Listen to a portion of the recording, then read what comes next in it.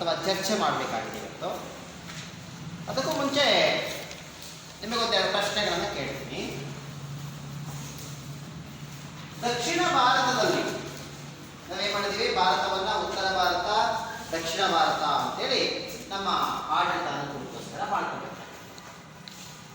ಈ ದಕ್ಷಿಣ ಭಾರತದಲ್ಲಿ ಆಳ್ವಿಕೆ ನಡೆಸಿದಂತಹ ಪ್ರಮುಖ ರಾಜಮನೆತನಗಳು ಯಾವುವು?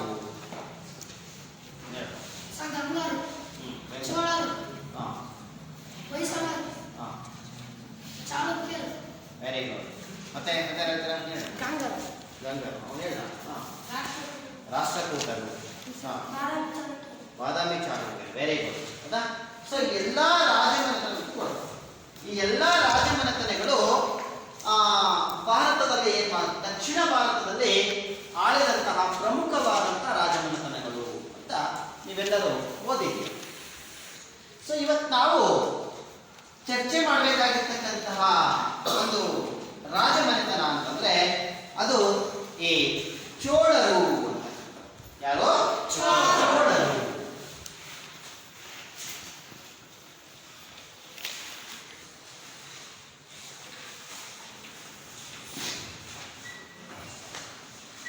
ಚೋಳರು ಶಾಲಿಮಾನ ಶಕೆ 850ರಿಂದ 1279ರವರೆಗೆ ಇವರ ಆಳ್ವಿಕೆ ನಡೆಸ್ತಾರೆ.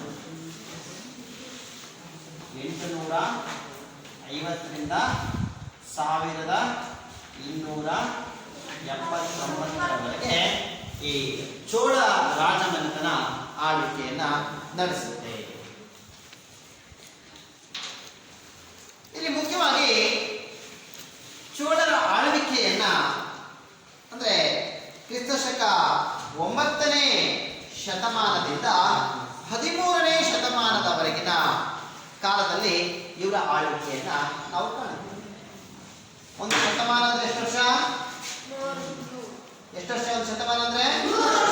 100 ವರ್ಷಗಳಿಗೆ ಒಂದು ಶತಮಾನ ಅಂತ ಕರಿತೀವಿ. ಹೌದಾ? ಹಾಗಾದ್ರೆ 7ನೇ ಶತಮಾನ ಎಲ್ಲಿಂದ ಸ್ಟಾರ್ಟ್ ಆಗುತ್ತೆ? ಎಲ್ಲಿಂದ ಸ್ಟಾರ್ಟ್ ಆಗುತ್ತೆ?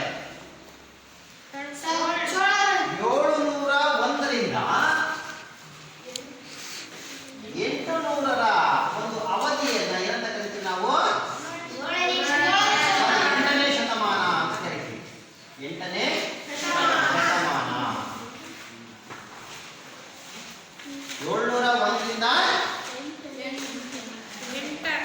800ರವರೆಗೆ. 801ರಿಂದ 900ರವರೆಗಿನ ಶತಮಾನ ಅಂತ ಕರೀತೀವಿ. ಹೌದಾ? ಇಲ್ಲಿ ಚೋಳರ ಆಳ್ವಿಕೆ ಆರಂಭ ಆಗಿದೆ ಯಾವಾಗ? 850ರಲ್ಲಿ. ಹೌದಾ? ಸೊ ಹಾಗಾಗಿ ಚೋಳರ ಆಳ್ವಿಕೆ ಯಾವಾಗ ಆರಂಭ ಆಗ್ತದೆ? ಎಷ್ಟನೇ ಶತಮಾನದಲ್ಲಿ ಆರಂಭ ಆಯಿತು? 9ನೇ ಶತಮಾನದಲ್ಲಿ ಚೋಳರ ಆಳ್ವಿಕೆ ಆರಂಭ ಆಯಿತು. 13ನೇ ಶತಮಾನ ಅಂತ ಹೇಳಿ ಅಂದ್ರೆ 1201ರಿಂದ 1300ರ ಅವಧಿಯನ್ನು ನಾವೇನಂತ ಕರಿತೀವಿ? 13ನೇ ಶತಮಾನ ಅಂತ ಕರಿತೀವಿ.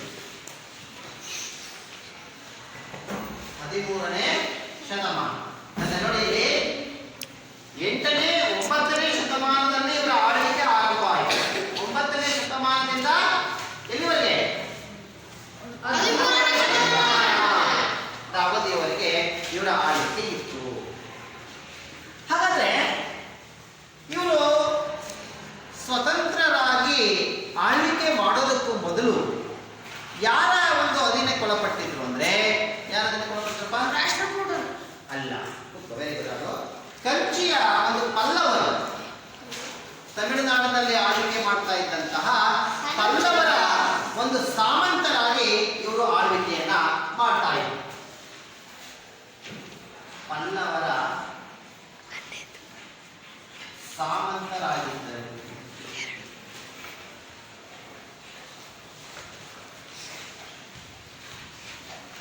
ಹಾಗಾದ್ರೆ ನಮಗೆ ಈ ಚೋಳರ ಬಗ್ಗೆ ನಮಗೆ ಮಾಹಿತಿಯನ್ನ ನೀಡತಕ್ಕಂತಹ ಮೂಲಗಳು ಯಾವ್ಯಾವು?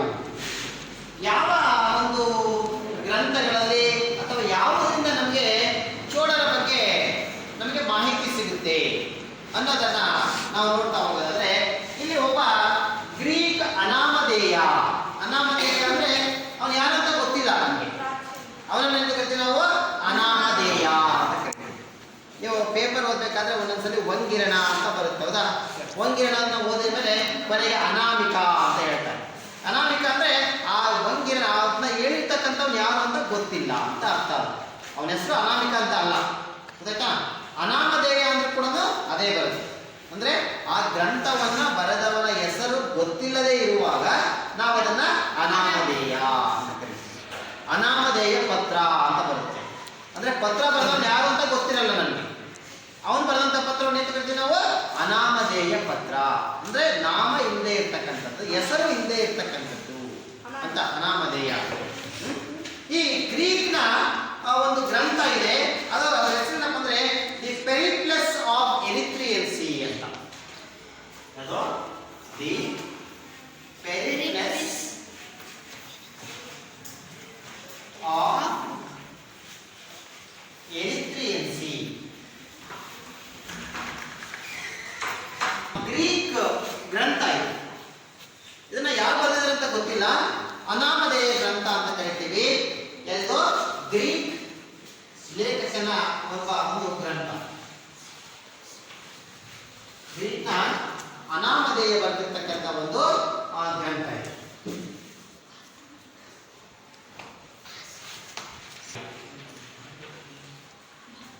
ಸೊ ಈ ಒಂದು ಗ್ರಂಥ ನಮಗೆ ಚೋಳರ ಕುರಿತಂತೆ ಕೆಲವೊಂದಿಷ್ಟು ಮಾಹಿತಿಯನ್ನ ಈ ಗ್ರಂಥ ನಮಗೆ ಕೊಡ್ತು. ಅಂದ್ರೆ ಚೋಳರ ಒಂದು ರಾಜಧಾನಿ ಯಾವುದು ಅನ್ನೋದನ್ನ ಈ ಗ್ರಂಥದಲ್ಲಿ ನಮಗೆ ಕಾಣ್ತೀವಿ. ಅದರ ಪ್ರಕಾರ ಉರೈಯೂರು ಅಂತಕ್ಕಂಥದ್ದು ಚೋಳರ ರಾಜಧಾನಿ ಯಾಗಿತ್ತು.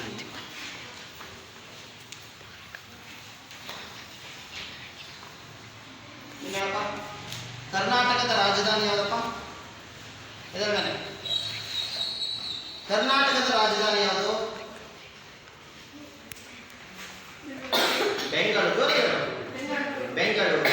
ಏನಪ್ಪ ಭಾರತದ ರಾಜಧಾನಿ ಯಾವ್ದಪ್ಪ? ನವದೆಹಲಿ, ಹೌದಾ? ಸೊ ಹೀಗೆ ಹೆಂಗೆ ನಮ್ಮ ರಾಜ್ಯಕ್ಕೆ ನಮ್ಮ ದೇಶಕ್ಕೆ ಹೇಗೆ ರಾಜಧಾನಿಗಳಿದಾವಲ್ಲ ಹಾಗೆ ಇಟ್ಕೊಳ್ಳಿ. ಹಾಗೇನೆ ಈ ಚೋಳರು ಕೂಡ ಒಂದು ರಾಜಧಾನಿ ಅಂತ ಇತ್ತು. ಅದು ಯಾವ್ದಪ್ಪ ಅಂದ್ರೆ ಉರೈಯೂರು ಅಂತಕ್ಕಂಥದ್ದು ಅವರ ರಾಜಧಾನಿಯಾಗಿತ್ತು. ಯಾವುದು? ಉರೈಯೂರು. ಈ ಚೋಳರ ರಾಜಧಾನಿ ಉರೈಯೂರು ಅಂತೇಳಿ ಯಾವ ಗ್ರಂಥದಲ್ಲಿ ಇದೆ ನಮಗೆ ಸಿಗುತ್ತೆ? ಈ ಒಂದು ಗ್ರೀಕ್ ಅನಾಮಧೇಯ ಬರೆದಿರ್ತಕ್ಕಂತಹ ಪೆರಿಪ್ಲಸ್ ಆಫ್ ಎರಿಥ್ರಿಯನ್ ಸಿ ಅಂತಕ್ಕಂಥ ಈ ಕೃತಿಯಲ್ಲಿ ಅಲ್ಲಿ ಇದರ ಉಲ್ಲೇಖ ಇದೆ. ಅಂದ್ರೆ ಈ ಒಂದು ಚೋಳರ ರಾಜಧಾನಿ ಉರೈಯೂರು ಅಂತೇಳಿ ಆ ಗ್ರಂಥದಲ್ಲಿ ಏನಾಗಿದೆ ಅಲ್ಲಿ ಉಲ್ಲೇಖ ಇರ್ತಕ್ಕಂಥದ್ದನ್ನ ನಾವು ಕಾಣಬಹುದು. ಇದನ್ನ ಬಿಟ್ರೆ ಇನ್ನು ಉಳಿದಂತೆ ಬುದ್ಧ ಮಿಶ್ರ ಅಂತಕ್ಕಂಥ ಒಬ್ಬ ಲೇಖಕ ಬರೆದಿರ್ತಕ್ಕಂಥ ವೀನಸೋಲಿಯಂ, ಬುದ್ಧ ಮಿಶ್ರನ ಮೇನ್ ಪಾಯಿಂಟ್ಸ್ ಅನ್ನ ಬರ್ಕೋಬೇಕು ನೀವು. ವೀನಸೋಲಿಯಂ, ಬುದ್ಧ ಮಿಶ್ರನ ವೀನಸೋಲಿಯಂ ಅಂತಕ್ಕಂಥ ಒಂದು ಕೃತಿ ಇರ್ಬೋದು, ಅಥವಾ ಜಯಗೊಂಡರ್ನ ಕಲಿಂಗತ್ತು ಪರಣಿ. ಜಯಗೊಂಡರ್ ಬರೆದಿರ್ತಕ್ಕಂಥ ಕಲಿಂಗತ್ತು ಪರಣಿ.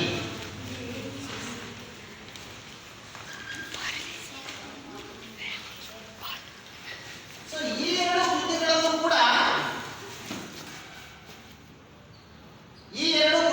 ಕೂಡ ಏನಾಗಿದೆ ಈ ಒಂದು ನಮಗೆ ಚೋಳರ ಕುರಿತಂತೆ ಒಂದಿಷ್ಟು ಮಾಹಿತಿ ನಮಗೆ ಇಲ್ಲಿ ಸಿಗ್ತಾ ಹೋಗುತ್ತೆ. ಈ ಒಂದು ಕಳಿಂಗತ್ತು ಪರಣಿ ಮತ್ತೆ ಈ ವೀರಸೋಲಿಯಂ ಅಂತಕ್ಕಂಥ ಒಂದು ಕೃತಿಗಳನ್ನು. ಸೊ ಇದು ಮುಖ್ಯವಾಗಿ ಇನ್ನು ಇದನ್ನ ಹೊರತುಪಡಿಸಿದ್ರೆ ಚೋಳರ ಕಾಲದಲ್ಲಿ ಬಿಡುಗಡೆಯಾಗಿರ್ತಕ್ಕಂತಹ ಶಾಸನಗಳು, ಚಿನ್ನದ ನಾಣ್ಯಗಳು ಮತ್ತೆ ಅವರ ಸ್ಮಾರಕಗಳಿಂದ ಕೂಡ ನಮಗೇನಾಗ್ತಾ ಇದೆ ಈ ಒಂದು ಚೋಳರ ಬಗ್ಗೆ ನಮಗೆ ಮಾಹಿತಿ ಸಿಗ್ತಾ ಇದೆ. ಯಾರ ಬಗ್ಗೆ? ಶಾಸನಗಳು, ಹಾಗೇನೆ ಚಿನ್ನದ ನಾಣ್ಯಗಳು,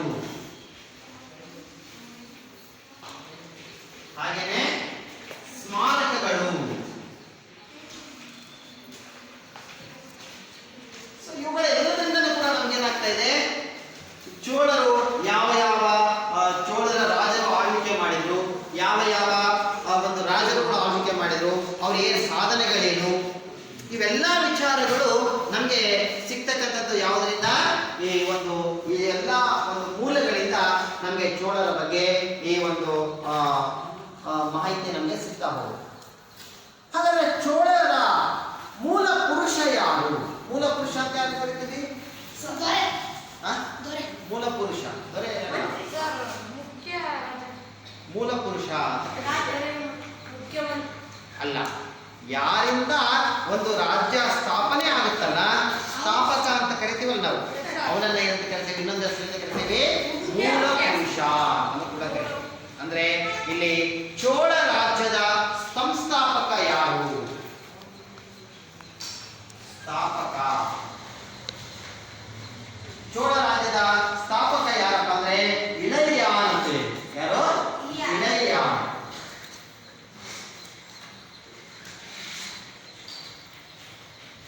ಇಳಯ್ಯಾನ್ ಅಂತಕ್ಕಂಥವನು ಈ ಚೋಳ ಒಂದು ರಾಜ್ಯದ ಮೂಲ ಸ್ಥಾಪಕ ಅಂತೇಳಿ ಅಲ್ಲಿ ಕರೀತಕ್ಕಂಥದ್ದು.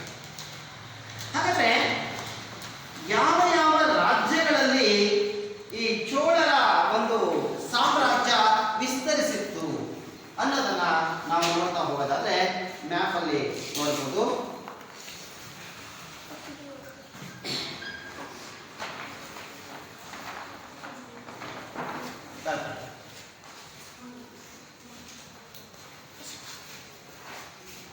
ಸಿಗುತ್ತಾ?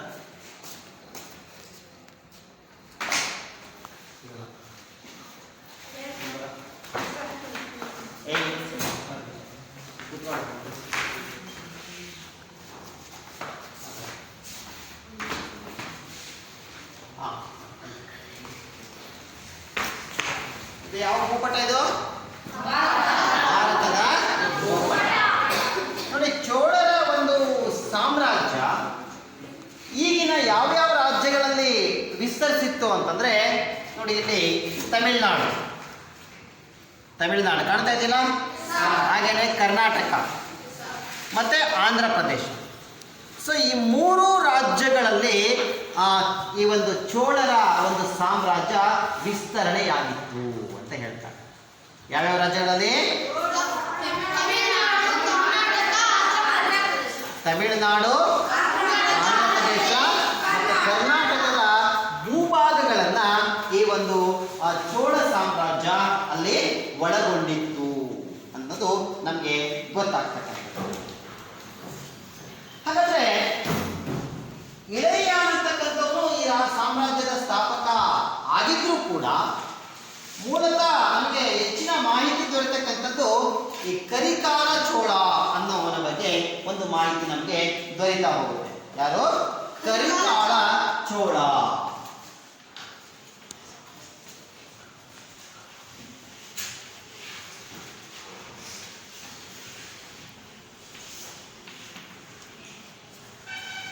ಇವನು ಚೋಳರ ಒಂದು ದೊರೆಗಳಲ್ಲೇ ಅತ್ಯಂತ ಶ್ರೇಷ್ಠನಾದಂಥವನು, ಪ್ರಮುಖನಾದ. ಇನ್ನು ಮುಂದೆ ಬರ್ತಾರೆ, ಆದರೆ ಆರಂಭದ ದೊರೆಗಳಲ್ಲಿ ಇವನು ಅತ್ಯಂತ ಪ್ರಸಿದ್ಧನಾದವನು ಅಂತ ಹೇಳ್ತಾರೆ. ಇವನು ಅಸಾಧಾರಣ ಪರಾಕ್ರಮಿ ಅಂತ ಹೇಳ್ತಾರೆ. ಅಸಾಧಾರಣ ಪರಾಕ್ರಮಿ, ಶೌರ್ಯವನ್ನು ಹೊಂದಿದ್ದ. ಈ ಕರಿಕಾಲ ಚೋಳ ಅಧಿಕಾರಕ್ಕೆ ಬಂದಂತ ಸಂದರ್ಭದಲ್ಲಿ ಸಾಮ್ರಾಜ್ಯದಲ್ಲಿ ಸಾಕಷ್ಟು ಅರಾಜಕತೆ ಇತ್ತು, ಅಶಾಂತಿ. ಏನು ಅಶಾಂತಿ, ಅರಾಜಕತೆ ಅಂದ್ರೇನು? ಅಶಾಂತಿ, ಅರಾಜಕತೆ ಅಂದ್ರೇನು ಅಂತೇಳಿದ್ರೆ, ಸಮಾಜದಲ್ಲಿ ಒಂದು ವ್ಯವಸ್ಥೆ ಇರಲಿಲ್ಲ. ಯಾರು ಹೆಂಗ್ ಬೇಕಾದರೂ ನಡ್ಕೋಬೋದಾಗಿತ್ತು. ಯಾರು ಹೇಳೋರು ಕೇಳೋರು ಯಾರೂ ಇದ್ದಿಲ್ಲ. ಕೊಲೆ, ಸುಲಿಗೆ, ದರೋಡೆ, ಕಳ್ಳತನಗಳೆಲ್ಲ ಜಾಸ್ತಿ ಆಗಿತ್ತು. ಸಮಾಜದಲ್ಲಿ ಶಾಂತಿ ಇರಲಿಲ್ಲ. ಜನ ಶಾಂತಿ ನೆಮ್ಮದಿಯಿಂದ ಜೀವನ ಮಾಡೋಕ್ಕಾಗ್ತಾ ಇರಲಿಲ್ಲ. ಸೊ ಅಂಥ ಸಂದರ್ಭದಲ್ಲಿ ಈ ಕರಿಕಾಲ ಚೋಳ ಅಂತಕ್ಕಂಥವನು ಅಧಿಕಾರಕ್ಕೆ ಬರ್ತಾನೆ. ನೋಡಿ, ಇವತ್ತು ನಾವು ಎಲ್ಲರೂ ಕೂಡ ನೆಮ್ಮದಿಯಿಂದ ಶಾಂತಿಯಿಂದ ಜೀವನ ಮಾಡ್ತಾ ಇದ್ದೀವಿ ಅಂದ್ರೆ ಕಾರಣ ಯಾರು? ಸೈನಿಕರು ಒಂದು ಕಡೆ, ಇನ್ನೊಂದು ಕಡೆ ರೈತ ನಮಗೆ ಅನ್ನ ಕೊಡ್ತಾನೆ. ಮತ್ತೆ ನಮ್ಮ ಸಮಾಜದಲ್ಲಿ ಏನು ಗಲಾಟೆ ಆಗಿ ನೋಡ್ಕೊಂತೀರ ಯಾರು? ನೋಡ್ಕೊಂತೀರ ಯಾರು? ಪೊಲೀಸ್ ವ್ಯವಸ್ಥೆ ಇದೆ ಅಲ್ವಾ? ಏನೇ ಕೂಡ ಯಾರಾದ್ರೂ ಏನು ತಪ್ಪು ಮಾಡಿದ್ರು ಕೂಡ ಏನ್ ಮಾಡ್ತಾರೆ, ತಕ್ಷಣ ಅವ್ರ ಮೇಲೆ ಕ್ರಮವನ್ನ ಕೈಗೊಳ್ತಾರೆ. ಹೌದಾ? ಸೊ ಅಲ್ಲಿ ಹಾಗಾಗಿ ನಾವೆಲ್ಲರೂ ಕೂಡ ಇವತ್ತು ನೆಮ್ಮದಿಯಿಂದ ಜೀವನ ಮಾಡ್ತಾ ಇದ್ದೀವಿ. ಆದ್ರೆ ಕರಿಕಾಲ ಚೋಳ ಆಳ್ವಿಕೆಗೆ ಬಂದಾಗ ಅವನು ತುಂಬಾ ಸಮಾಜದಲ್ಲಿ ಬಹಳ ಹದಗೆಟ್ಟಂತ ಪರಿಸ್ಥಿತಿ ಇತ್ತು. ಸೊ ಅಂತ ಪರಿಸ್ಥಿತಿಯಲ್ಲಿ ಬಂದಂತ ಇವನು ಆ ಎಲ್ಲ ಅಶಾಂತಿ ಅರಾಜಕತೆಯನ್ನ ನಿರ್ಮೂಲನೆ ಮಾಡಿ ಸಾಮ್ರಾಜ್ಯದಲ್ಲಿ ಶಾಂತಿ ನೆಲೆಸುವಂತೆ ಮಾಡ್ತಾರೆ. ಎಲ್ಲರೂ ಕೂಡ ನೆಮ್ಮದಿಯಿಂದ ಜೀವನ ಮಾಡೋ ಹಾಗೆ ಮಾಡ್ತಾರೆ. ಇವನ ರಾಜಕೀಯ ಸಾಧನೆಗಳನ್ನ ನೋಡೋದಾದ್ರೆ ಕರಿಕಾಲ ಚೋಳ ಚೇರರ ದೊರೆ ಚೆರುಲಾದನ್ ಅಂತಕ್ಕಂಥವನ್ನ ಸೋಲಿಸ್ತಾನೆ. ಚೇರರ ದೊರೆ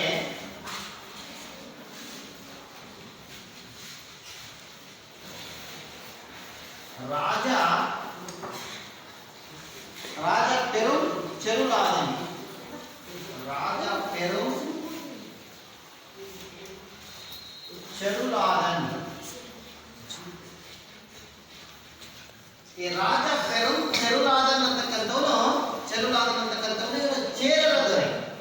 ಇವನನ್ನ ಯಾರು ಸೋಲಿಸ್ತಾರೆ? ಯಾರು ಸೋಲಿಸಿದ್ರು? ಕರಿಕಾಲ ಚೋಳ ಇವನನ್ನ ಸೋಲಿಸ್ತಾನೆ. ಸೋಲಿಸಿ ತನ್ನ ಸಾಮ್ರಾಜ್ಯವನ್ನ ಅವನು ವಿಸ್ತರಿಸ್ತಾನೆ. ಇದರ ಜೊತೆಗೆ ಪಾಂಡ್ಯರನ್ನು ಕೂಡ ಇವನು ಸೋಲಿಸ್ತಾನೆ. ಯಾರನ್ನ?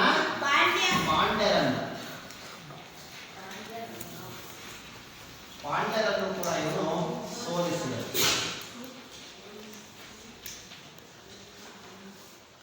ಇವನ ಹತ್ರ ಸುಸಜ್ಜಿತವಾದ ನೌಕಾಪಡೆ ಇತ್ತು. ನೋಡಿ, ನಮ್ಮ ಭಾರತದ ಸೇನೆಯನ್ನ 3 ಭಾಗ ಮಾಡ್ತೀವಿ. ಯಾವ್ಯಾವ ಯಾರು ಹೇಳ್ತೀರಾ? ಹೇಳಪ್ಪ. ಭೂಸೇನೆ, ವಾಯುಸೇನೆ, ಜಲಸೇನೆ, ನೌಕಾ ಸೇನೆ. Very good. ಚಪ್ಪಾಳೆ ಹೊಡೆಯೋಣ ಎಲ್ಲರೂ. ನೋಡೋದಾ, ಭಾರತದ ಸೇನೆಯನ್ನ ಏನ್ ಮಾಡಿದ್ರೆ 3 ಭಾಗ ಮಾಡ್ತಾರೆ. 3 ಒಂದು ಅಂಗಗಳಾಗಿ ಮಾಡ್ತಾರೆ. ಒಂದು ಭೂಸೇನೆ, ಒಂದು ವಾಯುಸೇನೆ, ಒಂದು ನೌಕಾ ಸೇನೆ. ಭೂಸೇನೆ ಅಂದ್ರೇನು? ಭೂಮಿಯ ಮೇಲೆ ನಿಂತು ಯುದ್ಧವನ್ನ ಮಾಡ್ತಕ್ಕಂಥವ್ರು. ವಾಯುಸೇನೆ ಅಂದ್ರೆ ವಿಮಾನದ ಮುಖಾಂತರ ಯುದ್ಧವನ್ನ ಮಾಡ್ತಕ್ಕಂಥ ಸೇನೆ. ಜಲಸೇನೆ ಅಂದ್ರೆ ನೀರಿನ ಮೇಲೆ ಹಡಗು ದೋಣಿಗಳ ಮುಖಾಂತರ ಹೋಗಿ ಯುದ್ಧವನ್ನ ಮಾಡ್ತಕ್ಕಂಥದ್ದು. ಹೌದಾ? ಸೊ ಹೀಗೆ 3 ಭಾಗಗಳಾಗಿ ನಮ್ಮ ಭಾರತೀಯ ಸೇನೆಯನ್ನು ವಿಭಾಗಿಸಿದೆ. ನೋಡಿ, ಇಲ್ಲಿ ಕರಿಕಾಲ ಚೋಳ ಅವನ ಹತ್ರ ನೌಕಾ ಸೇನೆಯನ್ನು ಇತ್ತು. ಅವಾಗಿನ ಕಾಲದಲ್ಲೇ ನೋಡಿ, 9ನೇ ಶತಮಾನದಲ್ಲೇ ಅವನು ನೌಕಾ ಸೇನೆಯನ್ನ ನಿರ್ಮಿಸಿದ್ದ ಅಂತ ಹೇಳ್ತಾರೆ. ನೌಕಾ ಸೇನೆಯನ್ನ ನಿರ್ಮಿಸಿದ್ದಲ್ಲದೆ ಆ ನೌಕಾ ಸೇನೆಯನ್ನ ಬಳಸಿಕೊಂಡು ಇಲ್ಲಿ ಯಾವ ರಾಷ್ಟ್ರ ಕಾಣ್ತಾ ಇದೆ? ಶ್ರೀಲಂಕಾ. ನಮ್ಮ ಭಾರತದ ಸುತ್ತಮುತ್ತಲು ಇರ್ತಕ್ಕಂಥ ರಾಷ್ಟ್ರಗಳು ಯಾರನ್ನ ಏನಂತ ಕರಿತೀವಿ? ನೆರೆಹೊರೆಯ ರಾಷ್ಟ್ರಗಳು ಅಂತ ಕರೀತಾರೆ. ಹಾಗಾದ್ರೆ ಭಾರತದ ನೆರೆಹೊರೆಯ ರಾಷ್ಟ್ರಗಳು ಯಾವ್ಯಾವು? ಯಾರು ಹೇಳ್ತೀರಾ? ಶ್ರೀಲಂಕಾ, ಭೂತಾನ್, ಪಾಕಿಸ್ತಾನ್, ಚೀನಾ, ಮತ್ತೆ ಅಫ್ಘಾನಿಸ್ತಾನ್, ಮಯನ್ಮಾರ್. Very good. ಚಪ್ಪಾಳೆ ಹೊಡೆಯೋಣ. ಭಾರತದ ಹಲವಾರು ರಾಷ್ಟ್ರಗಳಿವೆ. ಪಾಕಿಸ್ತಾನ ಇದೆ, ಚೀನಾ ಇದೆ, ನೇಪಾಳ ಇದೆ, ಭೂತಾನ್ ಇದೆ, ಮಯನ್ಮಾರ್ ಇದೆ, ಶ್ರೀಲಂಕಾ ಇದೆ. ಸೊ ಇವನ್ನೆಲ್ಲವನ್ನು ಕೂಡ ಏನಂತ ಕರಿತೀವಪ್ಪ ಅಂದ್ರೆ ನಾವು ಭಾರತದ ನೆರೆಹೊರೆಯ ರಾಷ್ಟ್ರಗಳಲ್ಲಿ ಪಾಕಿಸ್ತಾನ್, ಚೀನಾ, ನೇಪಾಳ, ಭೂತಾನ್, ಬಾಂಗ್ಲಾದೇಶ, ಮಯನ್ಮಾರ್, ಶ್ರೀಲಂಕಾ. ಹೌದಾ? ಸೊ ಇಲ್ಲಿ ಇವನು ಕರಿಕಾಲ ಚೋಳ ಏನ್ ಮಾಡದಪ್ಪ ಅಂದ್ರೆ ಅವನು ನೌಕಾಪಡೆಯನ್ನು ನಿರ್ಮಿಸಿದ್ದಲ್ಲ, ಆ ನೌಕಾಪಡೆಯ ಸಹಾಯದಿಂದ ಶ್ರೀಲಂಕಾದ ಮೇಲೆ, ಈ ಶ್ರೀಲಂಕಾವನ್ನ ಹಿಂದೆ ಏನಂತ ಕರಿತಾ ಇದ್ರು? ಸಿಂಹಳ ಅಂತ ಕರಿತಾ ಇದ್ರು. ಶ್ರೀಲಂಕಾ, ಸಿಂಹಳ ಅಂತೇಳಿ ಇದನ್ನ ಕರಿತಾ ಇದ್ರು. ಇವನು ಈ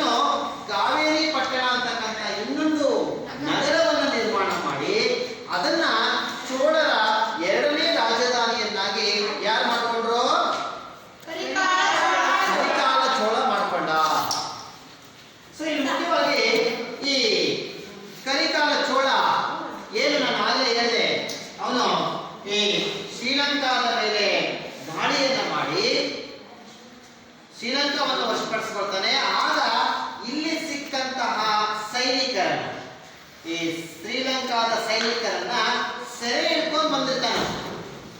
ಅವ್ರನ್ನ ಬಂಧಿಸಿ ಕರ್ಕೊಂಡ್ ಬಂದಿರ್ತಾನೆ ಎಲ್ಲಿಗೆ? ತನ್ನ ರಾಜ್ಯ. ಆ ಸೆರೆ ಸಿಕ್ಕಂತ ಸೈನಿಕರನ್ನ ಅವನು ಯಾವುದಕ್ಕೆ ಬಳಸ್ಕೊಳ್ತಾನೆ ಅಂತ ಹೇಳಿದ್ರೆ, ಅವನ ಕಾಲದಲ್ಲಿ ಈ ಕರಿಕಾಲ ಚೋಳನ ಕಾಲದಲ್ಲೇ ಕಾವೇರಿ ನದಿಗೆ ಒಂದು ಚಿಕ್ಕ ಅಣೆಕಟ್ಟನ್ನು ಕಟ್ಟಲಾಗುತ್ತದೆ. ಅದೇ ಕಲ್ಹಣೆ ಅಣೆಕಟ್ಟು ಅಂತ.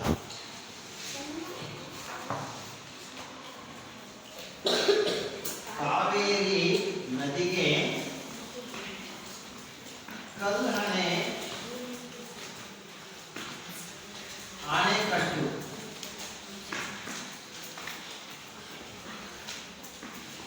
ಕಟ್ಟಿಸಿದೆ.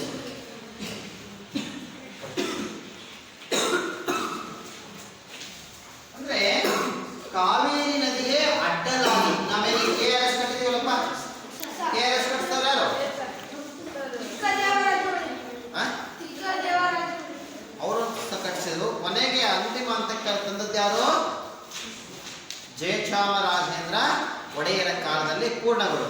ಹೌದಾ? KRS ಇವತ್ತೇನು ನಾವು ಯಾವ ಜಿಲ್ಲೆಯಲ್ಲಿದೆ KRS? ಯಾರು ಹೇಳ್ತೀರಾ? ಕೈ ಎತ್ತಿ ನೋಡೋಣ. KRS ಯಾವ ಜಿಲ್ಲೆಯಲ್ಲಿದೆ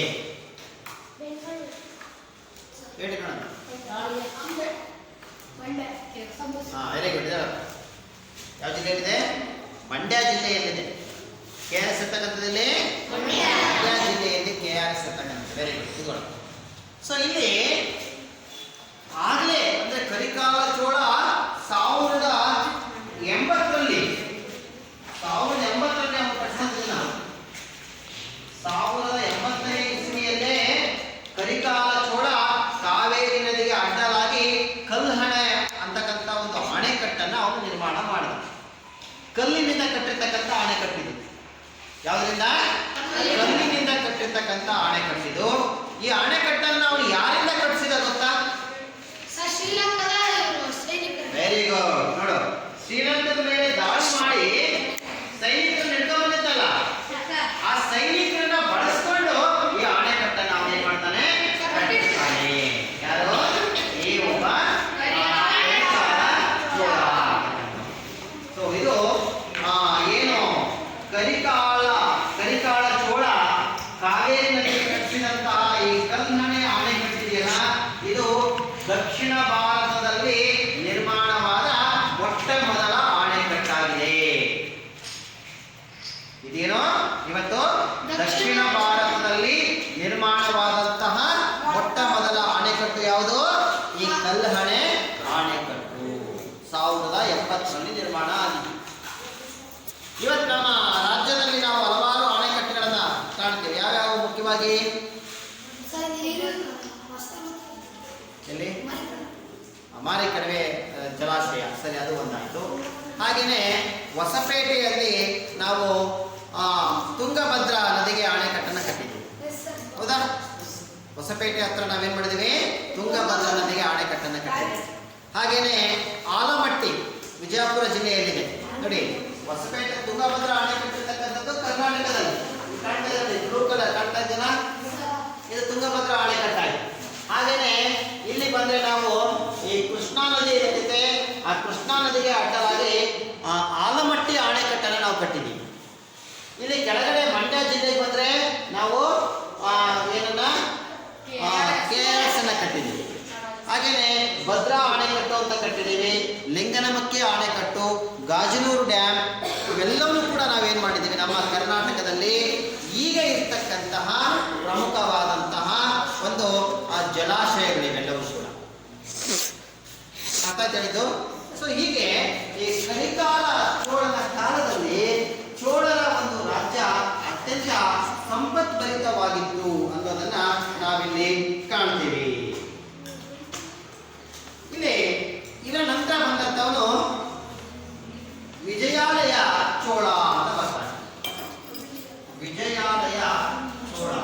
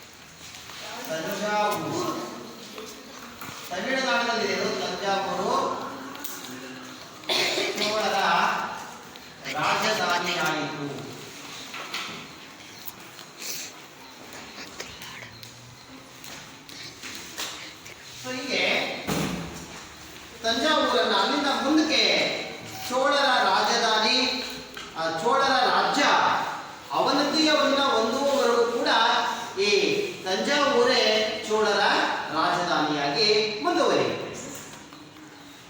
ಇಲ್ಲಿ ಇವನ ನಂತರ ಬಂದಂತವನೇ ಯಾರಪ್ಪ ಅಂದ್ರೆ, ಇಲ್ಲಿ ತಂಜಾವೂರು ಅಂದ ತಕ್ಷಣ ನಮಗೆ ಒಂದು ದೇವಸ್ಥಾನ ನೆನಪಾಗುತ್ತೆ. ಯಾವ ದೇವಸ್ಥಾನ ಅದು? ತಂಜಾವೂರಿನಲ್ಲಿ ಇರ್ತಕ್ಕಂಥ ಪ್ರಸಿದ್ಧ ದೇವಾಲಯ ಒಂದಿದೆ. ಯಾರು ಹೇಳ್ತೀರಾ? ಈಗ ಹಂಪಿಯಲ್ಲಿ ವಿರೂಪಾಕ್ಷೇಶ್ವರ ದೇವಸ್ಥಾನ ಇದೆ. ಬೇಲೂರು ಹಳೆಬೀಡುಗಳಲ್ಲಿ ದೇವಸ್ಥಾನಗಳನ್ನ ಕಾಣ್ತೀವಿ. ಹಾಗೆ ತಂಜಾವೂರಿನಲ್ಲೂ ಕೂಡ ಒಂದು ದೇವಸ್ಥಾನ ಇದೆ. ಆ ದೇವಸ್ಥಾನ ಯಾವುದಪ್ಪ ಅಂದ್ರೆ ಬೃಹದೇಶ್ವರ ದೇವಸ್ಥಾನ. ಯಾವುದದು? ಬೃಹದೇಶ್ವರ ದೇವಸ್ಥಾನ. ಬೃಹದೇಶ್ವರ ದೇವಾಲಯ. ಬೃಹದೇಶ್ವರ ದೇವಾಲಯ. ದೇವಾಲಯದ ಚಿತ್ರವನ್ನು ನಿಮಗೆ ನಾನು ತೋರಿಸ್ತೀನಿ. ಇದೆ ಬೃಹದೇಶ್ವರ ದೇವಾಲಯ. ಬೃಹದೇಶ್ವರ ದೇವಾಲಯದ ಒಂದು ಚಿತ್ರ ಕಾಣ್ತಾ ಇದೆ ಎಲ್ಲರಿಗೂ? ಕಾಣ್ತಾ ಇದೆಯಲ್ಲ?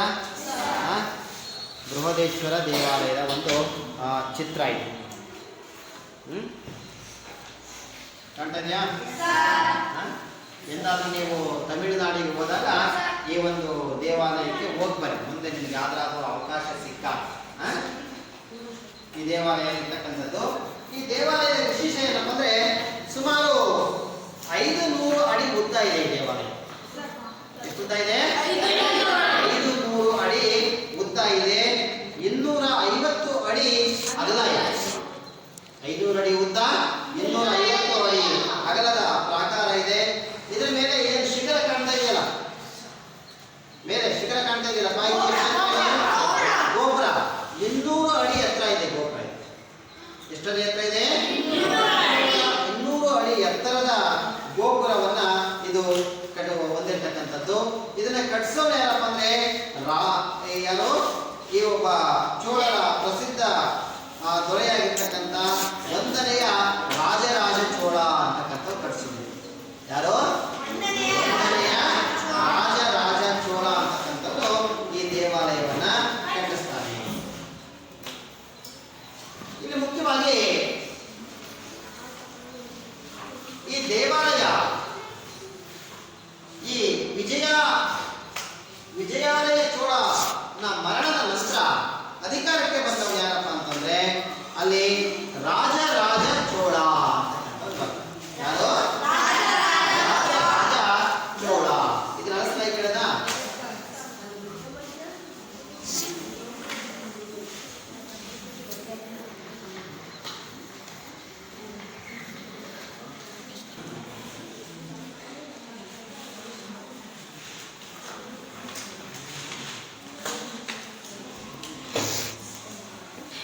ರಾಜರಾಜ ಚೋಳ ಚೋಳರಲ್ಲಿ ಅತ್ಯಂತ ಪ್ರಸಿದ್ಧನಾಗಿರ್ತಕ್ಕಂಥ ಒಬ್ಬ ದೊರೆ. ಇವನ ಕಾಲದಲ್ಲಿ ಚೋಳರ ರಾಜ್ಯದ ಶಿಲ್ಪಿ ಅಂತಾನೆ ಇವರನ್ನ ಕರೀತಾರೆ. ಚೋಳರ ರಾಜ್ಯದ ಶಿಲ್ಪಿ. ಇವನ ಕಾಲದಲ್ಲಿ ಚೋಳರ ರಾಜ್ಯ ಬಹಳ ವಿಸ್ತಾರವಾಗಿ ಬೆಳೆಯಿತು. ಅಂದ್ರೆ ಇವನೇನ್ ಮಾಡ್ದ? ಚೇರರು, ಗಂಗರು ಮತ್ತೆ ಪಾಂಡ್ಯರನ್ನ ಸೋಲಿಸ್ತಾರೆ. ಚೋಳ ರಾಜ್ಯದ ಶಿಲ್ಪಿ ಅಂತ ಕರೀತಾರೆ. ಚೋಳ ರಾಜ್ಯದ ಶಿಲ್ಪಿ. ಯಾರನ್ನ ಸೋಲಿಸಿದವನು? ಪಾಂಡ್ಯರನ್ನ ಸೋಲಿಸಿದ, ಗಂಗರನ್ನ ಮತ್ತೆ ಚೇರರನ್ನ ಸೋಲಿಸ್ತಾನೆ. ಚೇರರು, ಗಂಗರು ಮತ್ತೆ ಪಾಂಡ್ಯರನ್ನ ಸೋಲಿಸಿ ಏನ್ ಮಾಡಿದವನು? ತನ್ನ ಸಾಮ್ರಾಜ್ಯ ವಿಸ್ತರಿಸಿದನು.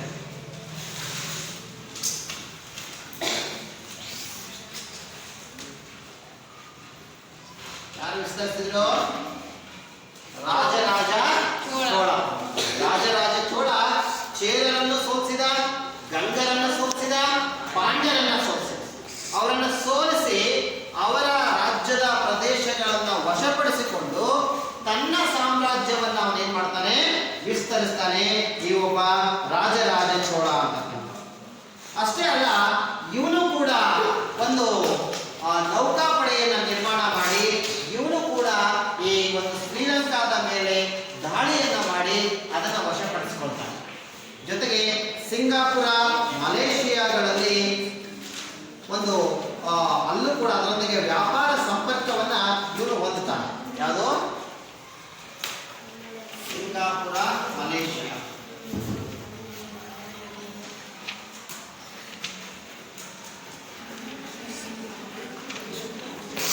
ಇಲ್ಲಿ ಇವನು ವ್ಯಾಪಾರ ಸಂಪರ್ಕವನ್ನು ನೋಡಿ. ಇವತ್ತು ಕೂಡ ನೋಡಿ ಅತ್ಯಂತ ಸ್ವಚ್ಛತೆಗೆ ಹೆಸರಾಗಿರ್ತಕ್ಕಂಥ ದೇಶ ಅಂದರೆ ಅದು ಸಿಂಗಾಪುರ.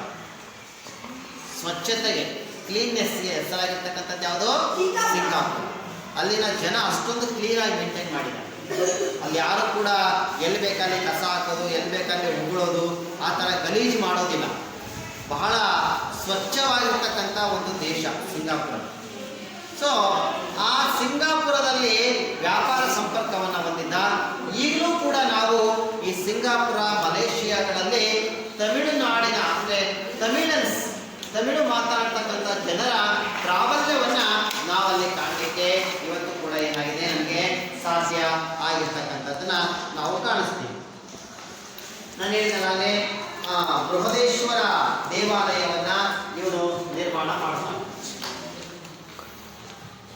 ತಂಜಾವೂರಿನ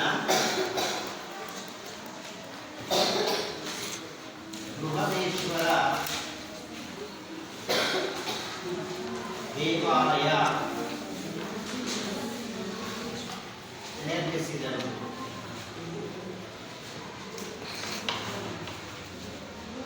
ಸೊ ಇದಿಷ್ಟು ಕೂಡ ಕೊನೆಗೆ ಈ ಚೋಳರ ರಾಜ್ಯ, ಕೊನೆಯ ರಾಜ ಯಾರಪ್ಪ ಅಂದ್ರೆ ರಾಜೇಂದ್ರ ಅಂತಕ್ಕಂಥವ್ರು. ಈ ಚೋಳರ ರಾಜೇಂದ್ರನ ಕಾಲದಲ್ಲಿ ಈ ಚೋಳರ ಸಾಮ್ರಾಜ್ಯ ಅಲ್ಲಿ ಕ್ಷೀಣಿಸುತ್ತೆ. ಪಲ್ಯದ ನಂತರ ಪಾಂಡ್ಯರು ಅಂತಕ್ಕಂಥವ್ರು ಅಲ್ಲಿ ಏನು ಮಾಡ್ತಾರಪ್ಪ ಅಂದರೆ ಅಧಿಕಾರಕ್ಕೆ ಬರ್ತಾರೆ. ಹೀಗೆ ಈ ಒಂದು ಚೋಳ ರಾಜ್ಯ ಅಲ್ಲಿ ಒಂದು ಪತನ ಆಗ್ತಕ್ಕಂಥದ್ದನ್ನ ನಾವೇನು ಮಾಡ್ತೀವಿ, ಅಲ್ಲಿ ಕಾಣ್ತೀವಿ. ಅರ್ಥ ಆಯ್ತಲ್ಲ ಪಾಠ ಇವತ್ತಿಂದು? ಪ್ರಶ್ನೆಗಳ ಕೇಳ್ತೀವಿ, ಉತ್ತರ ಹೇಳ್ತೀರಾ? ಈಗ ಹೇಳ್ತೀರಾ? ಹಾಂ, ಏನು ಹೇಳ್ತಾರೆ? ಚೋಳ ರಾಜ್ಯದ ಸ್ಥಾಪಕ ಯಾರು? ಚೋಳ ರಾಜ್ಯದ ಸ್ಥಾಪಕ ಯಾರು? ಇಳಯ್ಯಾನ್. ಯಾರು? ಅಂತಕ್ಕಂಥವನು ಚೋಳ ರಾಜ್ಯದ ಸ್ಥಾಪಕ. ಕೂತ್ಕೋ, ವೆರಿ ಗುಡ್. ಚೋಳರ ಮೊದಲನೇ ರಾಜಧಾನಿ ಯಾವುದು? ಉರೈಯು. ಹೌದಾ? ಚೋಳರ ರಾಜಧಾನಿ ಯಾವುದು? ಉರೈಯು ಅಂತಕ್ಕಂಥದ್ದು ಚೋಳರ ರಾಜಧಾನಿ.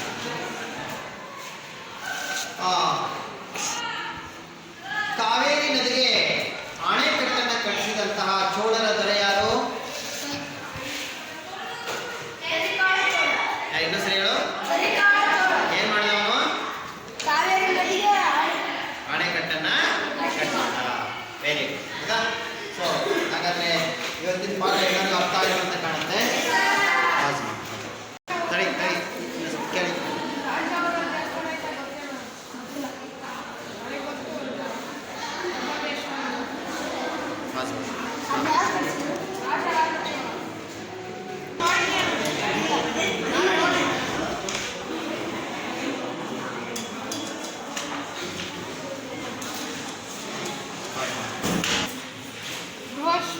ಬೃಹದೇಶ್ವರ ಮಂದಿರ 500 ಅಡಿ ಉದ್ದ, 250 ಅಡಿ ಅಗಲ ಮತ್ತು ಅದರ ಶಿಖರ 200 ಅಡಿ ಐತೆ.